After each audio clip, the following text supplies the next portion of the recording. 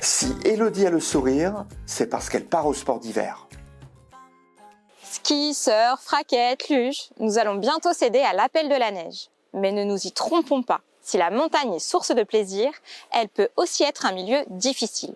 Rater ses vacances à cause d'une mauvaise chute a de quoi laisser un souvenir amer. Mais alors Élodie, comment se préparer? Il faut déjà se préparer physiquement, au moins 1 à 2 mois avant son départ. Le ski et le surf sont des activités de vitesse qui requièrent de l'équilibre, de la force, de la réactivité et de la souplesse. Renforcer ses abdominaux donne plus de résistance. Des exercices de musculation des jambes, d'assouplissement des genoux, des chevilles est essentiel pour éviter les blessures.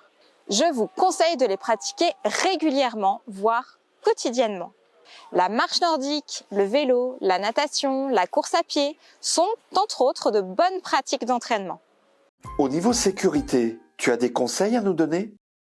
Commencez par porter un casque de ski, quelle que soit votre pratique, ski ou surf, et votre niveau. Les enfants en luge doivent aussi être protégés. Ensuite, utilisez un matériel en bon état. Attention aux carres rouillées et à l'état de la semelle. Le bon réglage des fixations est un gage de sécurité incontournable. Il tient compte de la taille, du poids et du niveau de la personne.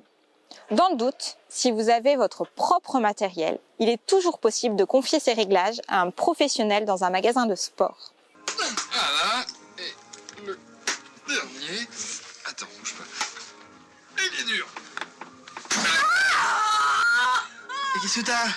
En snowboard, les poignets sont très exposés en cas de chute et représentent la majorité des fractures. Je vous conseille vivement de porter des protections adaptées. Et que dire du hors-piste?